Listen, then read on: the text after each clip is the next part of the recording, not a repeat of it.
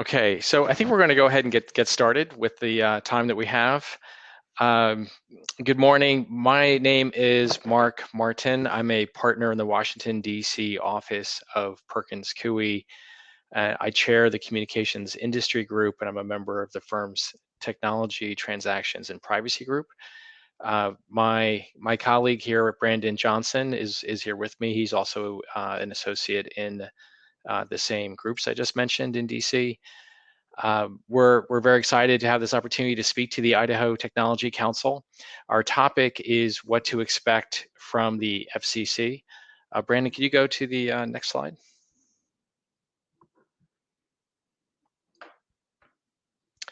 So as an overview, today we're going to talk about the FCC itself, just to give some background on its relevance to the technology and telecom world. We're going to talk about what's going on with 5G spectrum and deployment, net neutrality, consumer protection, national security, and digital divide. These are all developments going on that we should expect from the FCC in the upcoming administration. Next slide, please. Next slide, please.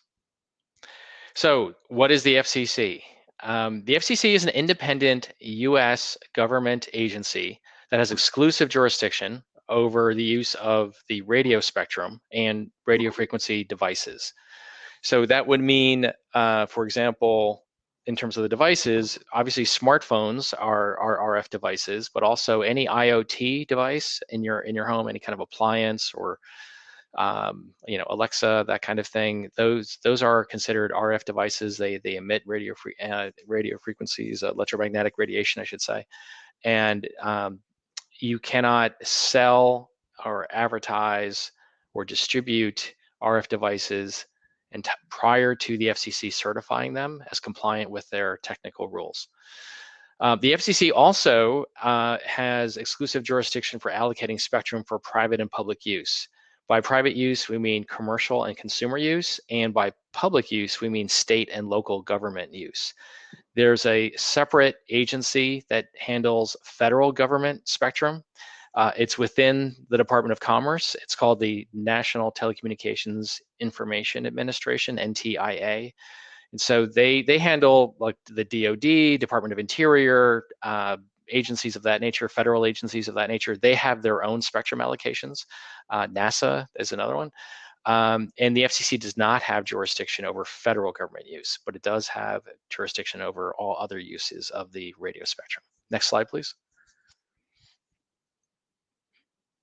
So currently, in terms of the FCC leadership, there are 4 of the 5 members are in place. The 5th member had been occupied by the former chair during the Trump administration, Chairman Ajit Pai. He resigned on January 20th. Leaving a 2-2 split between Democratic and Republican commissioners. One of the incumbent Democratic commissioners, Jessica Rosenworcel, was appointed acting chairwoman by President Biden shortly after inauguration. The agency is supposed to have 5, as I said. The way the rules work is 2 cannot be of the same party as the occupant of the White House. So the remaining spot will be filled by a Democratic commissioner. The other thing going on right now is that Jessica Rosenworcel's term is up. So even if she's named chair, she would have to be confirmed by the Senate to be the permanent chair, but she's going to have to be confirmed anyway if she's going to stay on the commission. They're 5-year terms because her term is up. So we're going to have, in all likelihood, 2 new commissioners. It's just a question as to whether she will be the permanent chair or President Biden will nominate somebody else. The other significance here, is really nothing controversial can be adopted by the commission because in this time period until this 5th person is picked, because anything that the acting chairwoman wants to pursue, and she does control the agenda as the chairwoman, will require at least 1 vote of one of the Republican commissioners. So it's going to have to be something that's fairly, non-controversial, nonpartisan to go forward. Next slide, please. So the next topic is 5G spectrum and deployment. And with that, I'm going to turn it over to Brandon. Thanks, Mark. So we'll start here with the first of our various substantive areas that we're going to be covering. But before we get into 5G, we thought it could be helpful to just provide a brief overview of spectrum and its characteristics. So you can see here this very colorful table, various rectangular and square boxes.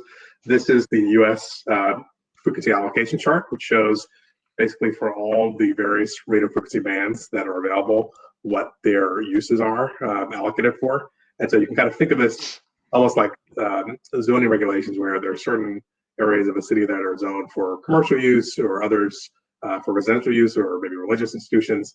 So it's sort of the same idea that each one of these colors represents a particular type of use, and the use that is permitted by the FCC, or as Mark mentioned, NTIA, depending on the particular party, is limited to that particular allocation. So you can't sort of cross-pollinate when it comes to the particular uses if they're not separately allocated in that particular band. So you will see that the actual type and characteristics of spectrum differ depending on where the band lies. And so you may have heard of something called millimeter wave spectrum, or high band spectrum. That's sort of at the upper limits of the radio frequency spectrum. That is particularly useful these days because it has much greater capacity to transmit data. So you can actually carry more bandwidth essentially using high band spectrum. And so it's really great for things like 5G and other more modern and frontier technologies. But as a consequence of its propagation characteristics, it only travels short distances, and it's not very amenable to obstacles like walls or rain or mountains.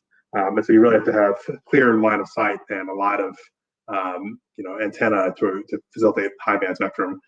As you can see, mid band is sort of the Goldilocks. It's medium and moderate in all the categories, and the low band has been used for time memoriam, and this is very helpful in terms of getting through some of those obstacles and sending signals across long distances. But as a consequence of that, it doesn't carry as much capacity. So you'll see that once we get to 5G, that 5G is kind of comprised of all these various solutions when it comes to frequencies. It's worth touching on the distinction between licensed and unlicensed spectrum, because that sort of plays a part in 5G, the 5G ecosystem.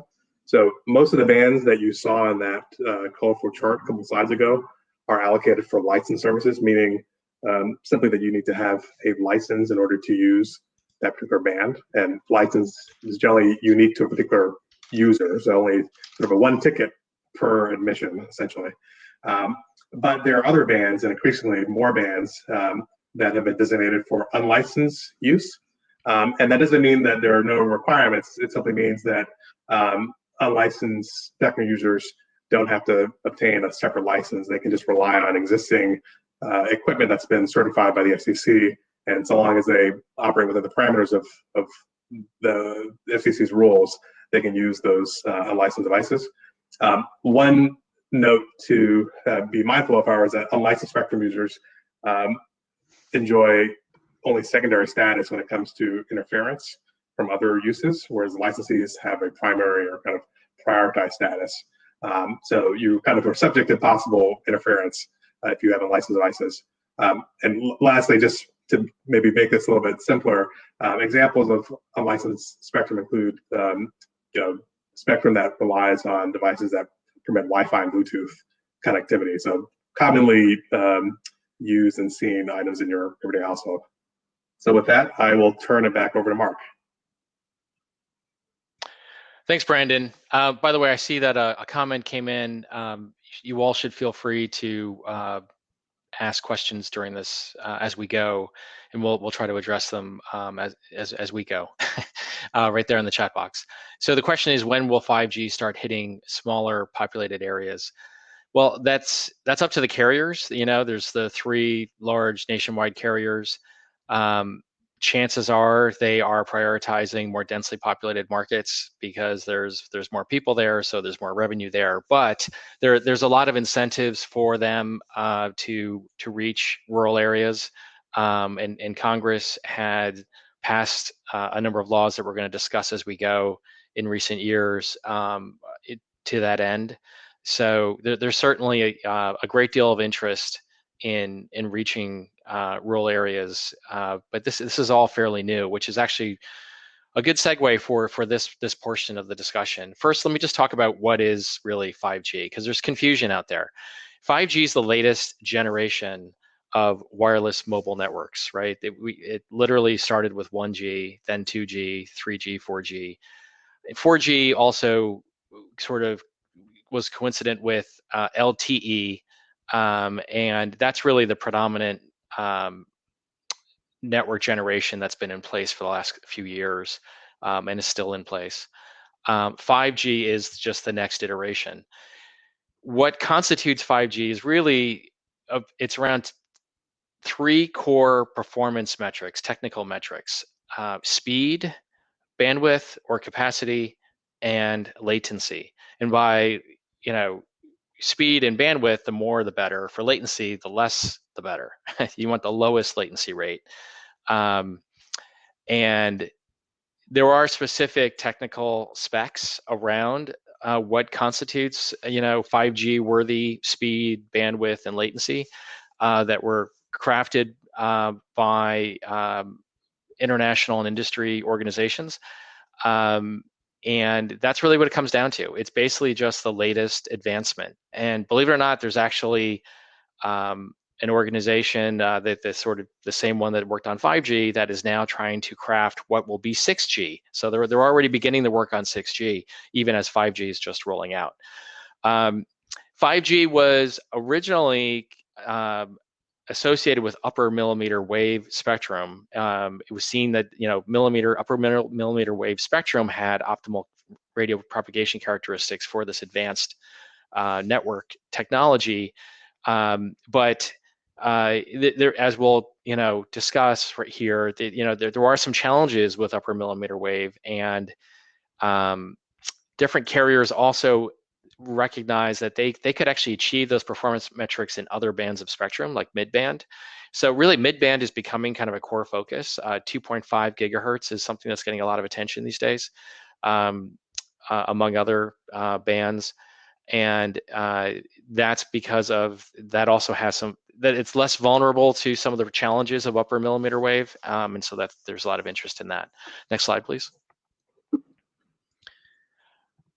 So one reason why there's confusion, frankly, is, and I'm not sure if there are carriers representatives attending this session, but this is not to pick on you if you are here, but the carriers are kind of responsible for the confusion, because they really didn't.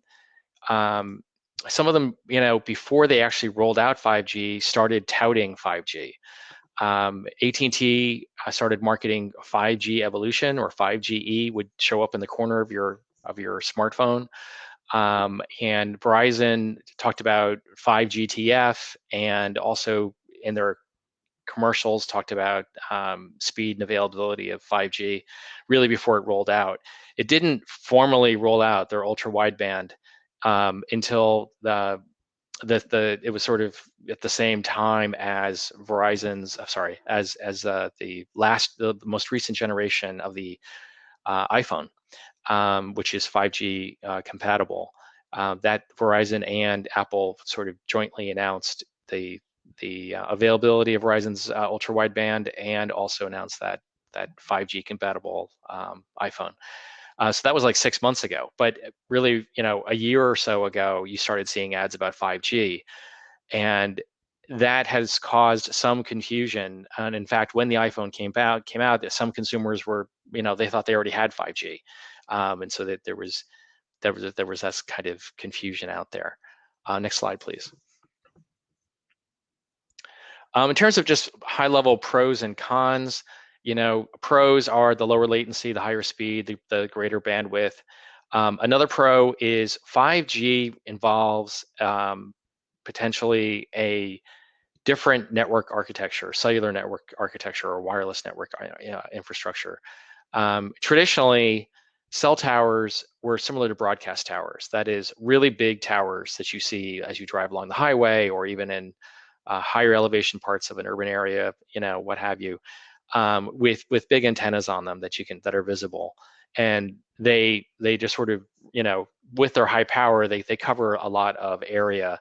And so as people move from one tower to the next, the traffic's handed off among these sort of tower areas.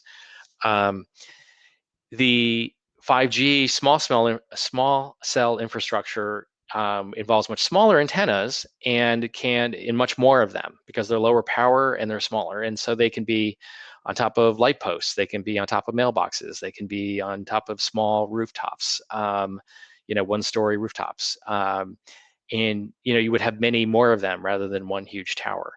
And the FCC adopted a federal preemption against local zoning regs and other restrictions that was largely upheld by the courts, except for aesthetic objections. Those still can cause issues with deployment. And that's actually a big advantage because the so-called NIMBY objections, not in my backyard, has been a big problem historically for the wireless industry. But now the small cell piece should be able to roll out with fewer impediments. On the cons, millimeter wave, again, it has issues with range and penetration. The range issue actually can be a problem on the rural side as well. In addition, and then the penetration issue is more of an urban issue, like you can't reach inside skyscrapers and tunnels and basements, parking garages, et cetera. With the upper millimeter wave, it can't penetrate as well as mid-band, for example. But again, it doesn't have to be upper millimeter wave, and that's why a lot of carriers are adopting a sort of multi-band approach to 5G. Due to the different the deployment variations, if you will, between rural and developed communities, that creates added complexity for carriers to roll out 5G, and that's kind of a con as well. Next slide, please.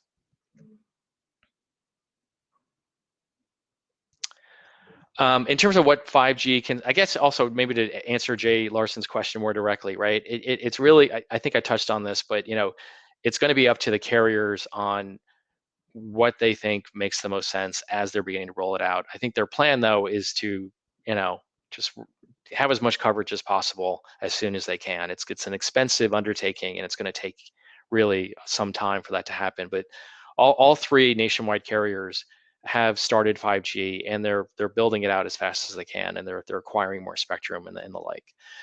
So 5G with those higher performance metrics is better for supporting things like IoT, wireless broadband, smart cities, autonomous vehicles, telehealth, AR, VR / XR, headset type,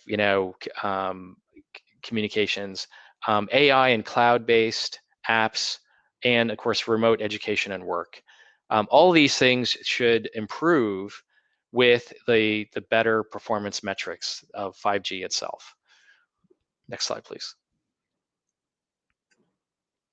So I'll take it from here. So right. As we mentioned a couple slides ago, the FCC has authority for the allocation and assignment of spectrum, and 5G deployment and sort of the expansion of 5G eligible devices has been a key priority for the FCC. And so as you can see from the slide, they've been fairly busy. This actually just captures, I think, probably the only last 3 or 4 years when it comes to spectrum activity. And as you can see, there have been various spectrum reallocations, which is kind of a reassignment of spectrum, or spectrum auctions, a sort of sale of the spectrum. And all 3 of the spectrum bands, as well as an unlicensed spectrum as well. And actually just this week, you see in the mid-band row, the 3.45 to 3.55 gigahertz band, there was a proposal put by the acting chairwoman to auction that band for unlicensed use, which will enable more flexible uses and particularly and most relevantly 5G applications. So what to expect during the Biden years?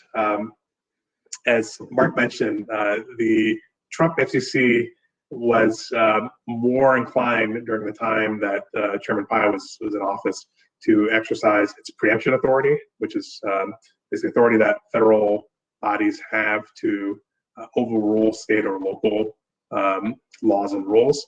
They use that authority quite liberally, and particularly in the sort of 5G context, to expedite the deployment of 5G infrastructure, kind of, take out the middlemen, let's say, because state, local, and tribal authorities have a role in reviewing wireless facilities applications and siting applications. And so it may prove to be an impediment if you want to deploy 5G quickly and efficiently. And so they exercise that authority. We think, given statements by the ex-chairman, in which he was just a commissioner in the minority, that the FCC will be less likely to exercise that authority. Something else that is likely to be the case is the Trump FCC used their authority to try to basically unwind some of the historic preservation and environmental requirements for small cells that were in place. And we imagine that the Biden FCC, sort of in conjunction with President Biden's policy more broadly, will likely restore those requirements, or at least seek to reduce them not as significantly. Another point to note, particularly in Idaho, is that utility infrastructure is key to 5G network deployment, and there are a number of utilities that operate in around the sort of West Coast and Midwest. Chairwoman Rosenworcel has praised efforts to streamline pole attachment procedures, which are the means by which providers of internet service and other services can gain access to poles and customers, but will likely emphasize further clarity in terms of how the rules operate, the rights of those attachers, safety protocols, things of that nature. So we expect to see still a fair amount of activity here, but with perhaps a tightening up of process. And then lastly, wanted to note that under the Trump era, there was not really a singular plan when it came to 5G spectrum management. There actually was a proposal that was somewhat controversial to create private leases of Department of Defense spectrum to basically establish a federal 5G network. We think that will likely go along the way of the dodo, and instead, we think that it's likely that the FCC will, in coordination with other executive authority officials, likely try to work towards creating a national spectrum plan for 5G. And for further support of this, we noticed that Gina Raimondo, who's currently the governor of Rhode Island and the current nominee for the Commerce Department Secretary, has made comments, endorsing a national 5G spectrum plan. So we can expect to see more developments in this area as the years go on. Now turning back to Mark for net neutrality. Thanks, Brandon. So net neutrality is obviously it's been a big issue really for more than a decade. I'm going to try to walk through what it means and where it is and whether it comes back. Next slide, please. First, what it is. Net neutrality, I'll just read this definition, but broadband internet access service providers should not favor or disfavor particular content, applications, or services when providing broadband internet access services to consumers. So basically, it's like your ISP, your broadband provider, shouldn't be biased against or biased in favor of a particular content provider or application. A little bit of irony about it's kind of an no bias kind of thing when the acronym for broadband internet access providers is bias. But this phrase was coined by an academic named Tim Wu, who there were reports this week that he actually might be joining the administration. Next slide, please. So the FCC in a sort of second, there were actually there were three different efforts to enforce net neutrality. It first came about on a voluntary basis in 2005 during the Bush administration, and then near the end of the Bush administration, they actually tried to enforce those voluntary guidelines, which the DC Circuit overturned. So then, in the first term of the Obama administration, they tried adopting rules which were largely overturned by the DC Circuit. And the DC Circuit said you have to, if you're going to do it, you have to do it a certain way, which was kind of onerous, or don't do it at all. And so the FCC decided to do it the more onerous way, following the roadmap from the DC Circuit, and in 2015 adopted net neutrality rules. They entailed essentially no blocking. That ISPs can't block lawful content, apps, services, non-harmful devices. No throttling. They can't impair or degrade lawful internet traffic based on content, apps, services, or use of non-harmful devices. And an obligation to be transparent with consumers. There was reporting requirements adopted regarding the practices and speeds of service offerings. Next slide, please. In 2017, the FCC, under the Trump administration, under Chairman Pai, repealed the net neutrality rules of 2015. The one kind of vestige they left in there was that they changed the reporting requirement in light of the repeal. What they said is that if you are going to throttle and block, because now it was permitted, they'd repealed the prohibitions, you had to disclose them. That wasn't the case before because you weren't permitted to do that. So why would you be obligated to disclose you're doing something illegal? So they tweaked the reporting requirement to be, well, you can do those things provided you give notice to people in advance, your customers, I should say. The other interesting thing in the repeal was that the FCC not only said would the FCC not have net neutrality rules, but it said no states can have them either. So it actually adopted federal preemption, that term again, and blocked states from enacting their own net neutrality laws. They also basically conferred authority back to the FTC to enforce the practices of broadband internet access providers from just a general consumer protection perspective, because the FCC was basically relinquishing authority as part of this repeal. Next slide, please. So the repeal itself was appealed by a number of interested stakeholders. The named plaintiff was Mozilla, but there were a number of parties that joined that lawsuit. In the ordinary course, it goes to the DC Circuit. The DC Circuit largely affirmed the repeal. They did ask the FCC to revisit some elements of the repeal and sort of have them to kind of do a little bit more work on it, which the FCC did. But most significantly, though, the court overturned the FCC's preemption of state and localities, where the repeal decision had said that states can't pass their own net neutrality laws. They said that was not lawful. That preemption was not lawful, and so it was as put it in court terms, it was vacated, meaning it's as if it was never adopted by the FCC at all. That's important because, next slide.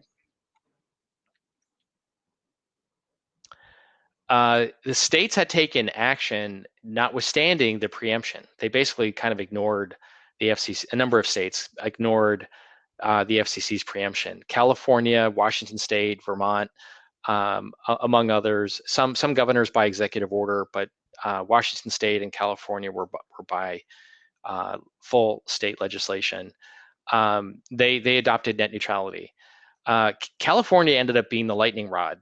Interestingly, people didn't go after Washington State as aggressively, and there were challenges brought against California's net neutrality law prior to, in 2018, prior to the DC Circuit decision in 2019 that got rid of the preemption. So the Trump administration's Department of Justice in 2018 filed suit against California, saying that their enactment of net neutrality in the state was inconsistent, violated the preemption. And other industry stakeholders joined that litigation as well. However, in the Biden administration, it's been in place for a little over a month. About a week ago, it dropped that 2018 challenge. The Department of Justice dropped that 2018 challenge to California's law. And just 2 days ago, in response to DOJ dropping it, the court that had been handling that lawsuit ruled that California's net neutrality law can go into effect. So now that's the case. California's net neutrality law is now in effect as of 2 days ago. Next slide, please. So what to expect during the Biden years? Then Commissioner Rosenworcel heavily criticized the 2017 repeal on a number of grounds: consumer protection, competition, and also even the process by which it was done. She also praised the court's decision 2 days ago, allowing the California law to go into effect, and seems very keen on seeing net neutrality restored.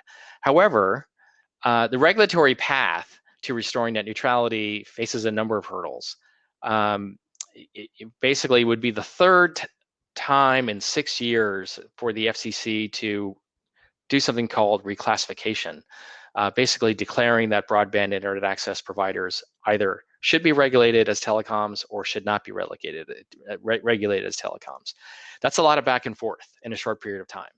And of course, even if they were to do it, there'd be litigation once again, and let's say there's another administration in 2024, it could be repealed again. So really the best, most sustainable path, if it were to go forward on a federal level, would be a legislative solution. It'd most likely be longer lasting and more likely to survive litigation. Now that the Democrats control the White House and both houses of Congress, that actually could happen. So we will see. Next slide, please. Oh, by the way, I see, it looks like a little bit of a joke. Was my stream throttled? Was my presentation suffering there a little bit, Brandon? I can hear you. But... Okay. Apologize if my broadband provider is not up to task here. Kind of ironic. But go ahead, Brandon. I think this is your turn. Yeah, so in addition to net neutrality, the FCC covers other, arguably consumer protection related issues. And one that got a lot of attention a couple years ago concerned broadband privacy. And it's really the idea that, consumers have rights to control the use of their data by ISPs. So shortly before the 2016 election, the FCC adopted strict privacy rules for broadband internet access providers that, sort of required ISPs to, treat user data with a great degree of care and sensitivity. A couple of months after that, Congress relied on what was then a rarely used statute called the Congressional Review Act, which basically allows Congress within a certain period of time of a regulations adoption to overturn that regulation. And so they, in the opening days of the Trump administration, used that procedure to overturn the broadband privacy rules. And one note is that because of that act, the CRA, the FCC can't adopt similar rules until Congress restores authority to do so. So we'll have to see what happens there. One quick note is that there are certain privacy rules that pertain to subscriber information, concerning the privacy of your phone records and that kind of stuff, and that remains intact. But broadband privacy currently is no longer. So given the CRA broadband privacy killing to be addressed by Congress, as I mentioned, however, given the election of President Biden and efforts broadly to create sort of a nationalized federal privacy regime, it's possible that broadband privacy could be addressed as part of that effort. Thanks, Brendan. So I'm going to touch on some national security related issues that we could expect from the FCC. Next slide, please. But real quick, I see we have another comment in the chat. Net neutrality issue on the throttle, joking. What's the biggest obstacle to net neutrality?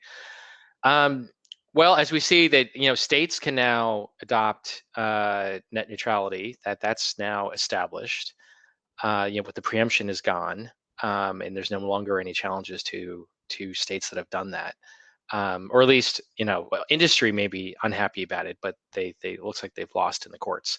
And you had the FCC's acting chairwoman motivated to reestablish net neutrality. But again, the regulatory path, like within her agency authority to do that is difficult. It's been a long, kind of messy path over a decade now of trying to get that done. And it's vulnerable to litigation and maybe a future repeal by a future administration. So, like I said, I think federal legislation is, if it's going to happen, that would be the most sustainable solution, likely to survive litigation challenges, and then a future FCC couldn't repeal it because the FCC operates under delegated authority from Congress. It has no ability to overturn what is federal law. So that a new federal law enacting net neutrality would bind future FCCs, and that's why it would be more sustainable. So on net neutrality, there's something called Team Telecom, and Team Telecom is an interagency organization composed of departments of justice, defense, homeland security, among others, that review transactions whenever there's potential foreign ownership concerns in a potential merger or acquisition, or other kind of related matter affecting the sort of U.S. national security. They have the discretion to review. They actually don't even have to have a pending M&A transaction to kind of weigh in about a concern. The FCC, to improve the transparency and timeliness of cross-agency review, it adopted rules in 2020 formalizing the Team Telecom process and established firm timeframes for the Team Telecom agencies to complete the reviews. Of course, the trick is, though, even in that order, the FCC acknowledged that those are guidelines, but the FCC's got no ability to kind of compel Team Telecom to act in a timely basis. If they need more time, they need more time. There's nothing the FCC can do about it. But what they tried to do is, in coordination with those agencies, establish timeframes, because there was frustration with large M&A deals that are subject to FCC consent, that when it came to the Team Telecom piece of that approval, it seemed to go on, and it was a black box. No one understood how long the process was going to take, how it worked, blah, blah, blah. So the effort in 2020 was to kind of improve the transparency and provide some better time frame guidance around the process. Next slide, please. A law was enacted in last year that requires any president to devise a strategy to protect 5G networks and infrastructure, to protect them from security threats. In light of continued security threats, that's still timely. It is intended in large part to address foreign 5G network equipment makers like Huawei and ZTE. Also in late 2020, the FCC initiated proceedings to revoke 3 Chinese telecom companies' authorizations to operate in the U.S. China Telecom, among others, China Mobile, and it was based on findings by Team Telecom that China's that their companies, that these companies' continued access to U.S. network infrastructure pose substantial and unacceptable national security and law enforcement risks. Next slide, please. So what to expect during the Biden years? Acting Chairwoman Rosenworcel has been a vocal proponent of FCC efforts to secure national telecom infrastructure against attacks from foreign threats. We would expect the FCC to continue to strengthen and focus on rules to better protect U.S. telecom networks, such as a coordinated national strategy for 5G security, promoting reliance on domestic rather than foreign open radio access network technologies, and adding network security considerations to FCC equipment import authorization processes. Next slide, please. That takes us to Brandon. Yeah. Great. So our last topic is the digital divide. And for those who may not be familiar with that term, that's a common sort of vocalism that refers to the gap that exists between people who have access to information and communication technology and those who don't. So sort of an equity issue that has been a sort of focus of the FCC for the past several years. Obviously, the FCC doesn't have unlimited authority to address that issue in every manner, but where it does, it has. And its primary way to do so is through what's something called the Universal Service Fund. And that basically is a program designed to give Americans of all types and in all areas access to communication services. And you'll see here we've listed a number of USF programs that are designed to address access for people in rural areas, low-income individuals, schools and libraries, and others. So it's a fairly robust program. We can expect during the Biden years that this topic of the digital divide may increase in prominence, particularly if Acting Chairwoman Rosenworcel stays on the commission. The homework gap, as she's called it, or the digital divide in education, has been a particular focus for her during her time on the commission. So we imagine that will remain the case. The Trump FCC for the last several years has focused on rural access. So to one of the questions earlier, they created a 5G fund for rural broadband to help fund broadband deployment in rural areas. So that's been a big focus for them, as well as telemedicine in light of the COVID pandemic. Under the Biden FCC, we can expect continued COVID-related efforts, obviously, because the pandemic continues. And just this week, the FCC proposed a new program to provide discounts on broadband service and connected devices during the COVID pandemic. But we also will likely see a great emphasis on different communities beyond rural, so minority and other underserved communities, as well as increased support for the Lifeline, which is for low-income consumers, and E-Rate, so education and schools. We will likely see more efforts in those areas. So with that, we've reached the end of our presentation. I know we're close to time, but in the minute or two that we have left, happy to take any questions. And I don't know if Mark, are there any questions from the chat? Happy to field them. Yeah, no, we have, like, I guess, about a minute if there's anything left.